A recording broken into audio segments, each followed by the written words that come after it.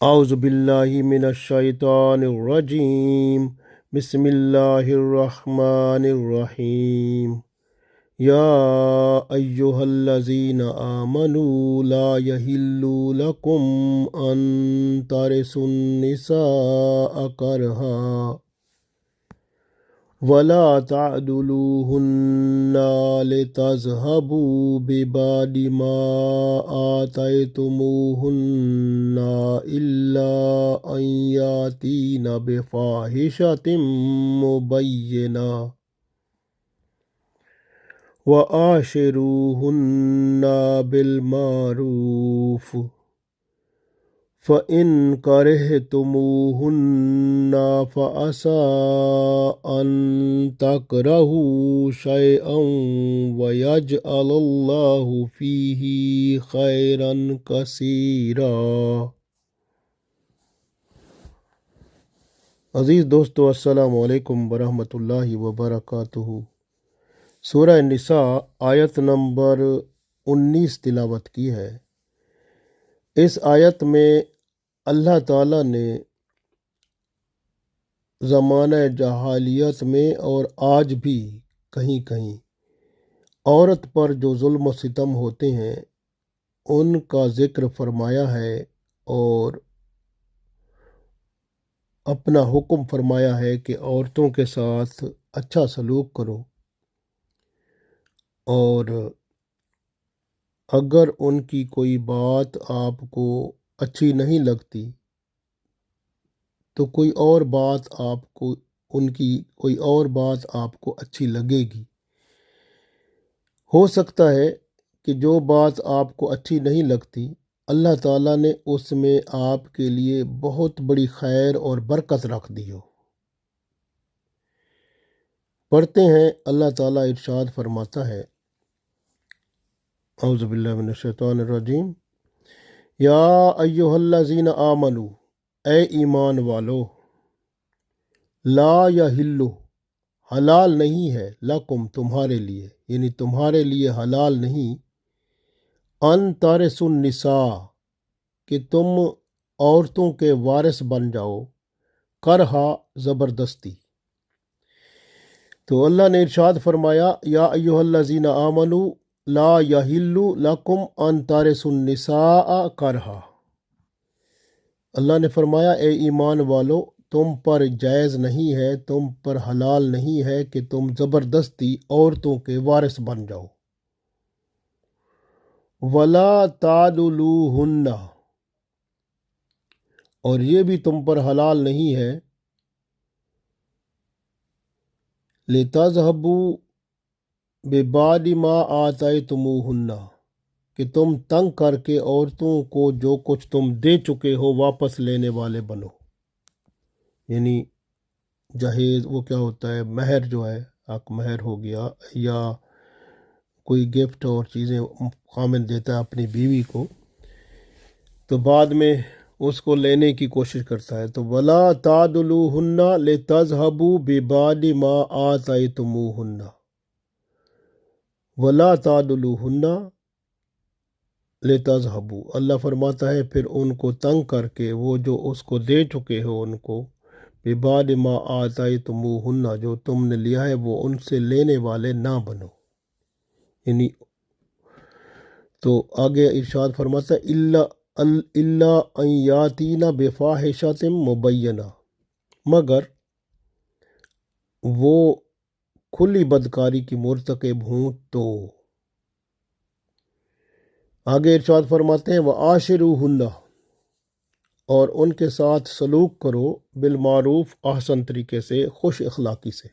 یعنی عورتوں کے ساتھ خوش اخلاقی سے، اچھے طریقے سے، حسن سلوک کے ساتھ پیش آؤ۔ فَإِن كَرِهْتُمُوهُنَّ، پس اگر ان کی کوئی بات آپ کو کراہت لگے گی یا ناپسند ہو یا وہ خود ناپسند ہو، فَعَسَىٰ أَن تَكْرَهُوا شَيْئًا، اللہ فرماتا ہے اگر کسی چیز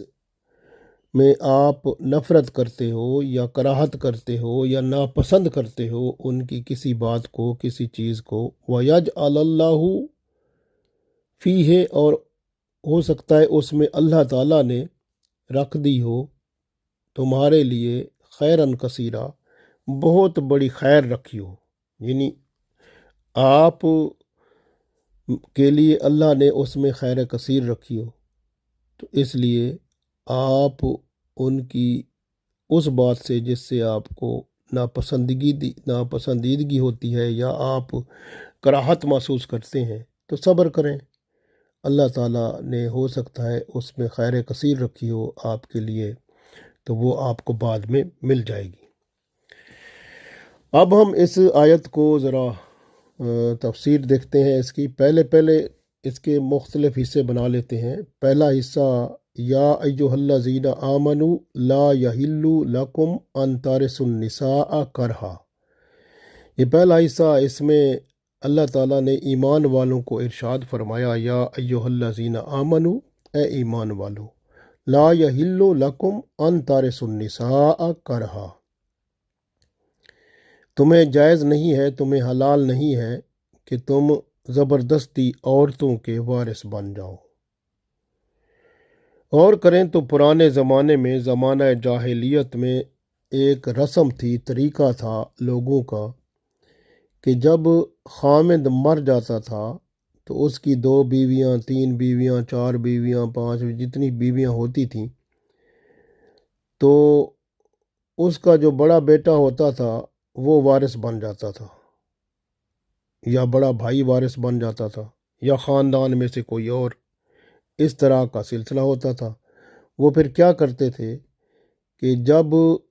وہ خامد فوت ہو گیا اس عورت کا، یعنی عورتوں کا، وہ جتنی بیویاں ان کی تھیں سب کا وہ خامد فوت ہو جاتا تھا، جب فوت ہوتا تھا تو بڑا بیٹا یا جو اور کوئی خاندان کا وہ بندہ، وہ کیا کرتے تھے کہ وہ اپنا کپڑا اس، یعنی ان کے عورتوں کے سر پر رکھ دیتے تھے۔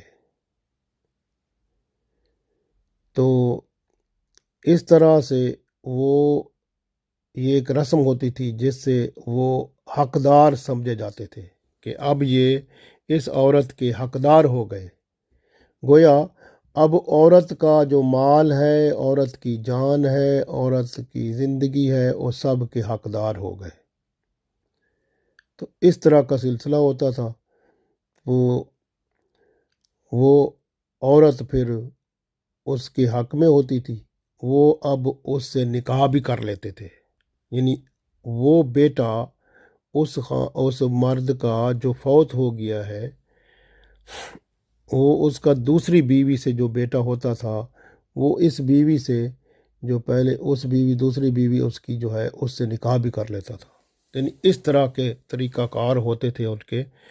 اور پھر کبھی وہ بھائی اس کا نکاح کر لیتا تھا، کبھی کوئی اور، یا اس طرح سے بعض اوقات ایسا بھی ہوتا تھا کہ وہ نکاح کسی اور سے اس کو کرا دیتے تھے اس کا، یعنی اور پھر جو ان کو مہر کی رقم ملتی تھی وہ خود ہڑپ کر جاتے تھے، اس طرح کی بات ہوتی تھی۔ تو بعض اوقات ایسا ہوتا تھا کہ وہ عورت سے اگر وہ خوبصورت ہوتی، اچھی ہوتی، تو خود نکاح کر لیتے، خود اس کے ساتھ، اور نکاح میں حق مہر نہ دیتے، اور کہتے وہ جو فوت ہو گیا ہے اس نے جو حق مہر دیا تھا بس وہی ہمارا، وہی تھا، وہ ہم کیونکہ اسی کے وارث ہیں، لہٰذا تو جو ہے وہ ہماری بیوی ہی ہے۔ تو اس طرح سے وہ حق مہر جو اس نے دیا ہوا تھا، جو فوت ہو گیا ہے، وہ سمجھتے تھے یہی حق مہر ہمارا ہے، بس اب تو ہمارے نکاح میں آ گئی ہے۔ اس طرح کا وہ، یعنی رسم و رواج بنایا ہوا تھا۔ اسی طرح سے وہ عورتوں پر ظلم و ستم اس طرح ہوتا تھا کہ عورتوں، ایک تو جو وارث ہوتے تھے، کبھی وارثوں سے، کبھی وہ خامند بھی ظلم و ستم کرتے تھے۔ خامند جب مر جاتا تھا تو عورت کے ساتھ وہ خود نکاح کر لیتے تھے تاکہ اس کی جائیداد، اس کی سب کچھ جو اس کے پاس ہے وہ ہمارے ہاتھ میں آ جائے، اور کبھی کبھی اس کا نکاح کسی اور سے کرا دیتے تھے تاکہ وہ جو نکاح کے وقت جو مہر کی رقم ملے وہ ہمارے ہاتھ میں آئے۔ اسی طرح سے اگر عورت کی طرف ان کی رغبت نہ ہوتی اور وہ سمجھتے یہ عورت جو ہے وہ ہمارے پاس رہے کیونکہ اس کے پاس کچھ مال بھی ہوتا، تو ان کا مقصد ہوتا یہ ہمارے پاس رہے، ہم سے جائے نہ، رہے ہمارے پاس، اور نکاح نہ کرے۔ اگر نکاح کرے گی تو اس کا مال اور اس کی جائیداد جو اس کے پاس ہے وہ بھی چلی جائے گی، لہٰذا یہ اس کو نکاح نہیں کرنے دیتے تھے، اور وہ بیچاری انہی کے قید میں رہ کر مر جاتی تھی۔ پھر وہ مر جاتی تھی تو پھر اس کی جو جائیداد اور اس کا مال جو ہوتا تھا یہ اس کے مالک بن جاتے تھے۔ اگر اس کی کوئی بیٹی ہوتی تو اس کے ساتھ پھر نکاح کرتے، یا اس طرح کے، یعنی کہ یہ اس طرح کا رواج تھا۔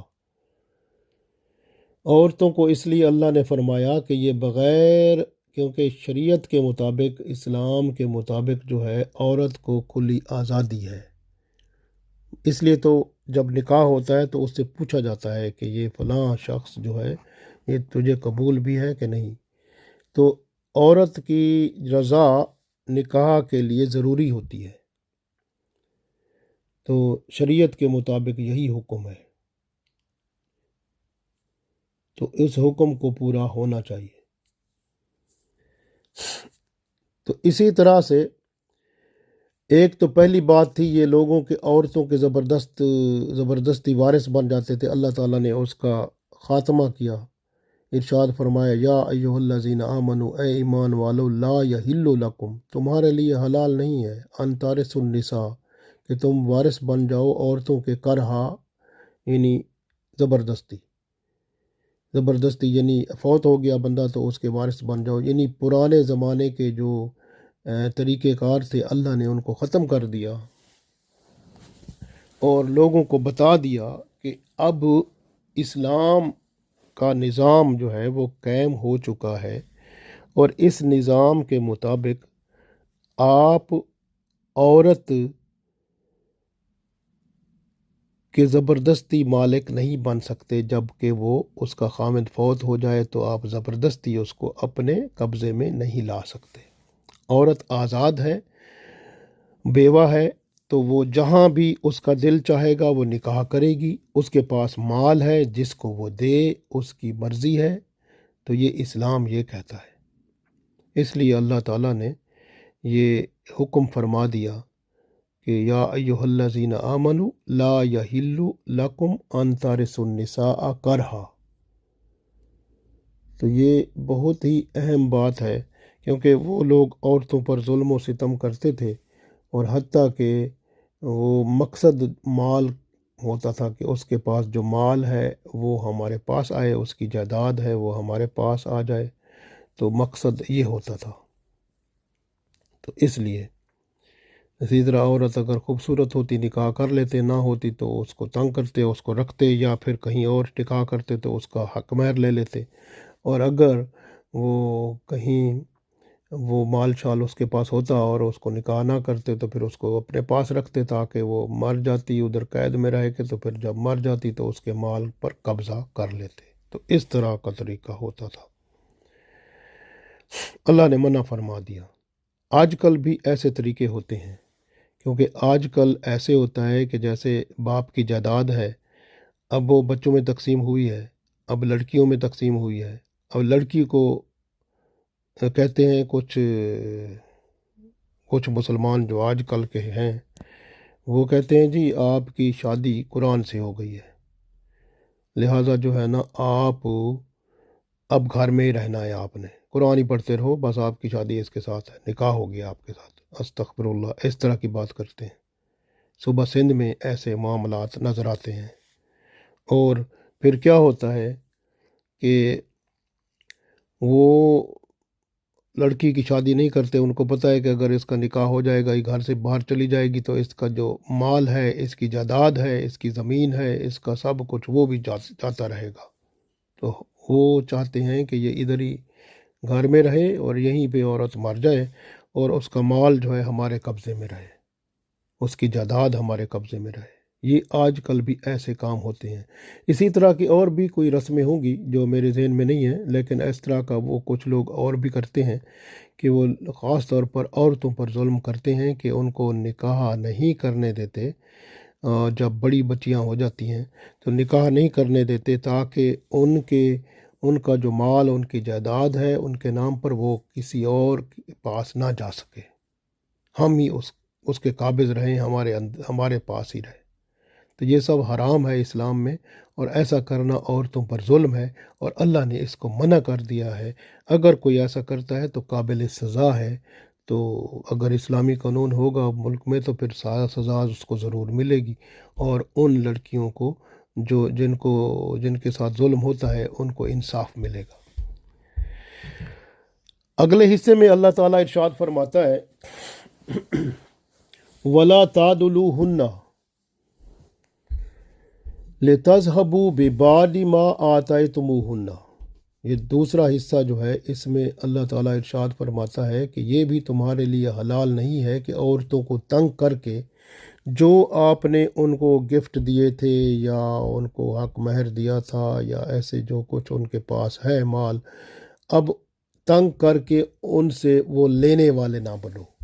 تو یہ نہیں ہے کہ ان کو عورتوں کو تنگ کر کے وہ مال تم ان سے واپس لو، حق مہر واپس لو، اس طرح کی باتیں نہ کرو۔ کیونکہ بعض لوگ ایسے ہوتے تھے وہ عورتوں پر الزام لگاتے، بدکاری کا، فحاشی کا، اس طرح کا، پھر اس طرح کر کے تاکہ وہ مال ان سے لیں اور وہ تنگ کریں تو وہ عورت جو ہے، صاف ظاہر ہے کہ عورت کو جب آپ خراب کریں گے بہت زیادہ تو وہ جو ہے اس کا چاہے گی مجھے طلاق دے دو۔ اگر طلاق نہیں دیں گے تو وہ خلا کرے گی۔ خلا کے لیے یعنی اگر ہو جائے گی تو وہ یہ کہتے ہیں پھر ٹھیک ہے جی آپ خلا لیتی ہو تو پھر ہمیں مال واپس دو۔ تو اکثر معاملہ یہی ہوتا تھا کہ مال ہی واپس ملے ہمیں، تو یہ طریقہ ہوتا تھا۔ اور اب بھی کچھ لوگ ایسے کرتے ہیں کہ عورتوں سے جب تنگ آ جاتے ہیں اور مال بھی ان کے پاس ہوتا ہے تو تنگ کرتے ہیں ان کو تاکہ وہ جو ہے نا کہے کہ مجھے طلاق دو۔ اب وہ طلاق نہیں دیتی تو بندہ طلاق نہیں دیتا اس کو، اور نہ ہی اس کو خوش رکھتا ہے، نہ حقوق پورے کرتا ہے، تو پھر کیا ہے کہ وہ پھر خلا لینے کی کوشش کرتی ہے۔ اب خلا لینے کے لیے وہ جاتی ہے تو یہ کہتا ہے ٹھیک ہے جی مجھے اتنا مال دے دو تو میں آپ کو طلاق دیتا ہوں۔ تو اکثر یہی کام ہوتا ہے کہ مال ہی لینا ہوتا ہے عورت سے تنگ کر کے ان کو۔ تو اللہ نے فرمایا یہ تنگ کر کے مال لینا یہ حرام ہے، اور اسلام میں اس کی کوئی اجازت نہیں ہے۔ تو اس طرح کے کام جو ہیں یہ بھی ہوتے تھے اس زمانے میں بھی، اب بھی ہوتے ہیں، اور اب بھی بہت ساری جگہوں پر یہاں تک ہوتا ہے کہ جیسے یہاں پر لڑکیاں ہوتی ہیں، جیسے مسلمان لڑکیوں کی بات میں بتا رہا ہوں، وہ کیا کرتی ہیں، لڑکیاں بھی لڑکے بھی، لڑکے کم لڑکیاں زیادہ، کہ کیا کرتی ہیں کہ وہ نکاح جو ہے کر لیا دوسرے ملک سے بندہ بلا لیا، اور کچھ دن اس کے ساتھ گزارے، اس کے پاس پھر اس کے پاس آنا جانا بند کر دیا، ازدواجی حقوق ختم، سالوں سال گزر گئے، بس اس کو نوکر سمجھ کے رکھا ہوا ہے، اور ازدواجی حقوق نہیں ہے، کسی اور کے ساتھ تعلق پیدا کر لیا، کیونکہ یہاں پر تو کوئی کچھ کہہ نہیں سکتا۔ تو اس طرح سے یہاں بھی اس طرح کے کام ہوتے ہیں، اور یہ بھی اسلام کے سراسر خلاف ہے، اور قیامت کے دن یہ جو کرنے والے ہیں یا کرنے والیاں ہیں ایسے، وہ عذاب اللہ کے ہاں ضرور حاصل کریں گی۔ تو اس لیے جو ہے یہ ظلم جو ہے یہ بہت بڑا ظلم ہے، عورتیں مردوں پر بھی کرتی ہیں، جیسے میں نے آپ کو بتایا یہاں مغربی ملکوں میں، تو اور مرد بھی کرتے ہیں کہ عورتوں کو تنگ کر کے ان سے وہ طلاق لیں اور مال جو ان کے پاس ہے واپس کریں۔ تو اس طرح سے یہ سلسلے چلتے ہیں۔ اللہ تعالیٰ نے ان سب کو ختم کر دیا ہے۔ اللہ تعالیٰ نے فرمایا سب یہ غلط ہے اور ایسا کام نہ کرو۔ یہ آگے ہے کہ یعنی عورت کو جب آپ نے وہ حق مہر دے دیا یا گفٹ دے دیے، شادی کے وقت، نکاح کے وقت جو کچھ دے دیا وہ انہی کا ہے، اب ان سے نہ لو، وہ ان کا ہے۔ آگے یہ پہلے ایک قانون ہوتا تھا، اللہ تعالیٰ نے بتایا تھا الا ان یاتینا بفاحشۃ مبینہ، ہاں اگر کوئی عورت جو ہے وہ کھلی فحاشی کرے، اب کھلی فحاشی کے یہاں پر دو مطلب لیے گئے ہیں۔ دو مطلب کون سے ہیں؟ پہلا مطلب یہ ہے کہ جو کہ حضرت عبداللہ بن عباس رضی اللہ تعالیٰ عنہ اور عبداللہ بن مسعود رضی اللہ تعالیٰ عنہ نے بتایا کہ اگر عورت بد زبان ہے اور بد اخلاق ہے، کیونکہ اگر بد زبان ہوگی مرد کے ساتھ ہر وقت تو لڑتی رہے گی تو مرد تنگ آ جاتا ہے، وہ کہتا ہے چل یار جان چھوڑ میری۔ تو اس طرح سے یعنی کہ وہ بد زبان ہو، اس طرح ہو، اور وہ طلاق پھر وہ بندے کا دل کرتا ہے اس کو طلاق دے کے جان چھڑاؤ، تو اس طرح کی عورت ہو اگر، تو اس وقت جو ہے، کیونکہ اصل جو شادی کی تھی، نکاح کیا تھا بندے نے، کہ وہ نکاح جو کیا تھا وہ تو پورا اس نے، وہ نکاح کے لوازمات تھی کہ بھئی وہ خوش رکھے اس کو اور اس کے ازدواجی حقوق بھی پورے کرے، تو وہ تو نہیں کر رہی، بلکہ وہ تو تنگ کر رہی ہے اور بد زبان ہے اور بد اخلاق ہے۔ تو ایسی عورت پہلے قانون کیا ہوتا تھا کہ اس کو طلاق دینے کا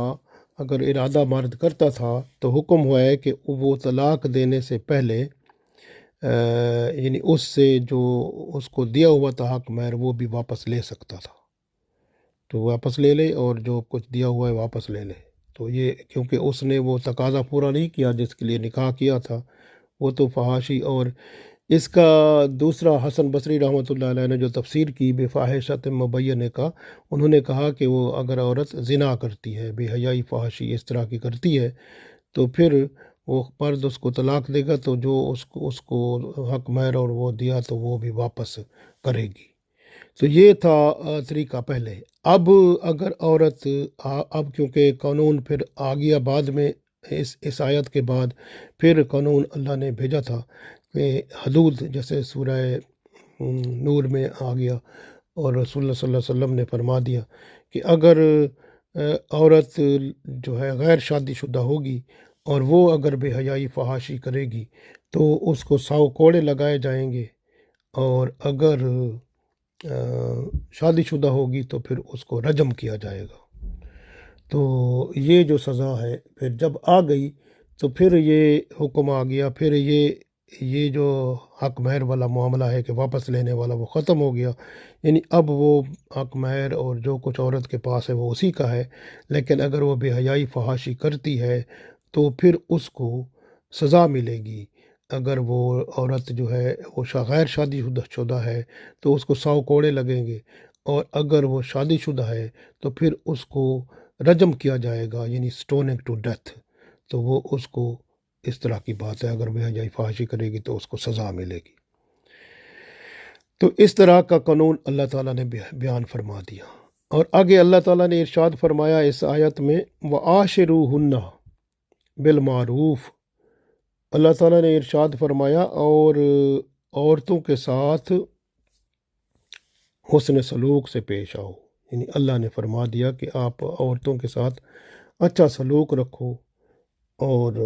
کھانا پینا، ان کا پہننا، ان کی رہائش، ان بیمار ہوں تو ان کا علاج کریں، اور ان سے خلوص سے پیش آئیں، محبت پیار سے، خوش اخلاقی سے۔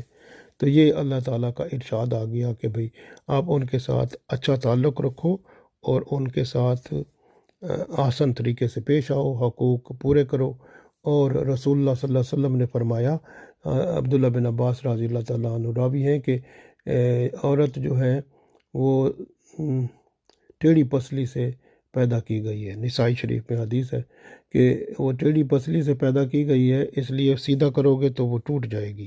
ٹوٹنا کا مطلب طلاق ہے، وہ پھر رابطہ ہی ختم ہو جائے گا۔ تو اس لیے اس کے ٹیڑھے پن میں ہی فائدہ اٹھاؤ، یعنی ٹیڑھے پن کا مطلب ہے اگر وہ کسی وقت تھوڑی سی ناراضگی سے بات کرتی ہے تو کوئی نہیں، تھوڑا برداشت کر لو، صبر کر لو۔ تو اس طرح سے تو کیونکہ وہ ٹیڑھی پسلی سے پیدا کی گئی ہے تو ٹیڑھا پن کسی نہ کسی وقت اس کے میں آتا ہے، اور کبھی کبھی وہ کوئی ایسی بات کر مارتی ہے جس سے آپ ناراض ہو جاتے ہیں، تو اس لیے اس وقت صبر کر لیا کریں تاکہ جو ہے نا وہ زندگی آرام سے سکون سے گزر سکے۔ تو اس لیے ارشاد فرمایا، اور آپ صلی اللہ علیہ وسلم نے حجت الوداع کے موقع پر ارشاد فرمایا کہ عورتوں کے معاملے میں اللہ تعالیٰ سے ڈرتے رہو، کیونکہ تم نے انہیں اللہ کی ذمہ داری پر حاصل کیا ہے، اور ان کی شرم گاہوں کو اللہ کے کلمے سے حلال کیا ہے۔ تمہارا ان پر حق ہے کہ وہ تمہارے بستر پر کسی اور کو نہ آنے دیں جسے تم ناپسند کرتے ہو، اور اگر وہ ایسا کریں تو ان کو مار بھی سکتے ہو۔ یہ بھی اس حدیث میں آتا ہے، لیکن ایسے نہیں کہ ان کو چوٹ آئے، یعنی مارنے کا مطلب ہے ہلکا سا، یہ نہیں ہے کہ ان کو چوٹیں آپ آ جائیں۔ تو دستور کے مطابق ان کے ساتھ نان نفقہ اور ان کی ضروریات پوری کرو۔ تو یہ حدیث میں آتا ہے، صحیح مسلم میں حدیث موجود ہے۔ تو اس طرح سے یہاں ان کی خوراک، ان کا پوشاک کا بھی حکم ہے۔ تو یہ سب کچھ نان نفقہ اور ان کے کپڑے اور جو ضروریات کی چیزیں ہیں وہ بھی پوری ان کو دیا کرو، یہ بھی حکم ہو گیا۔ اسی طرح سے رسول اللہ صلی اللہ علیہ وآلہ وسلم فرماتے ہیں کہ اپنی بیوی کے ساتھ خوش اخلاقی اور مہربانی سے پیش آؤ۔ یہ حدیث ہے مشکوٰۃ شریف میں کہ عائشہ رضی اللہ تعالیٰ عنہا راوی ہیں کہ کامل ایمان والوں میں سے وہ لوگ ہیں جو اپنی بیوی کے ساتھ اچھے اخلاق سے پیش آتے ہیں اور سب سے بڑھ کر مہربان ہوتے ہیں۔ اسی طرح سے ایک اور حدیث ہے ابو ہریرہ رضی اللہ تعالیٰ عنہ، مسلم شریف میں حدیث موجود ہے، ابو ہریرہ رضی اللہ تعالیٰ عنہ اس کے راوی ہیں۔ رسول اللہ صلی اللہ علیہ وسلم فرماتے ہیں کوئی مومن اپنی مومنہ بیوی سے بغض نہ رکھے، اگر اس کی ایک عادت پسند نہیں ہوگی تو دوسری پسند ضرور آئے گی۔ تو یہ بھی فرمایا۔ اور ایک اور حدیث عائشہ رضی اللہ تعالیٰ عنہ سے راوی ہیں، فرماتی ہیں کہ رسول اللہ صلی اللہ علیہ وسلم نے فرمایا کہ تم میں سے بہتر شخص وہ ہے جو اپنے اہل خانہ کے لیے بہتر ہو، اور میں اپنے اہل خانہ کے لیے سب سے بہتر ہوں۔ یہ رسول اللہ صلی اللہ علیہ وسلم نے ارشاد فرمایا۔ تو اس لیے جو ہے آپ نے یعنی بیوی جو ہے اس کی بیوی کے ساتھ اچھا سلوک رکھنا ہے، اور بیوی بھی خاوند کے ساتھ اچھا سلوک رکھے، اس طرح گھر کا ماحول بہتر بنا رہے۔ تو یہ اصل بات ہے۔ اور اسی طرح سے آپ دیکھیں کہ یہاں پر اگلی آیت کے حصے میں ارشاد فرمایا فَإِن كَرِهْتُمُوهُنَّ فَعَسَىٰ أَن تَكْرَهُوا شَيْئًا وَيَجْعَلَ اللَّهُ فِيهِ خَيْرًا كَثِيرًا۔ اللہ نے ارشاد فرمایا فَإِن كَرِهْتُمُوهُنَّ، اور اگر تم اپنی بیوی سے کراہت کرتے ہو کہ اگر خوبصورت نہیں ہے، یا وہ اچھی نہیں لگتی، یا کوئی ایسی بات ہے، یا کوئی وہ بات ایسی کرتی ہے کہ جس سے آپ کو کراہت ہو جاتی ہے، آپ اس کو پسند نہیں کرتے، اللہ فرماتا ہے کہ گھبراؤ نہیں، فَعَسَىٰ أَن تَكْرَهُوا شَيْئًا، اگر آپ کسی بات جو آپ کی بیوی میں ہے آپ اس سے اگر کراہت کرتے ہو، پسند نہیں کرتے، ناپسند ہوتی ہے، تو گھبراؤ نہیں، صبر کرو۔ وَيَجْعَلَ اللَّهُ فِيهِ خَيْرًا كَثِيرًا، اور اللہ تعالیٰ نے ہو سکتا ہے اس میں آپ کے لیے بہت بڑی خیر رکھی ہو، بہتری رکھ دی ہو، بہتر بھلائی رکھ دی ہو، تو ہو سکتا ہے اس کے اندر بڑی بھلائی ہو۔ تو اس لیے یہ ہوتا ہے اکثر کہ جو ہے نا عام طور پر دیکھیں کہ جو ہے نا عورت جو ہوتی ہے اللہ تعالیٰ نے اس میں بھلائی رکھی ہوتی ہے، کبھی وہ بعض پہلے اگر نظر نہیں آتی، بعد میں وہ عورت بہت بڑی خدمت گزار بن جاتی ہے۔ خاص طور پر اگر خدا نخواستہ بندے کا ایکسیڈنٹ ہونا ہو، زندگی میں کوئی اور تکلیف ہونی ہو،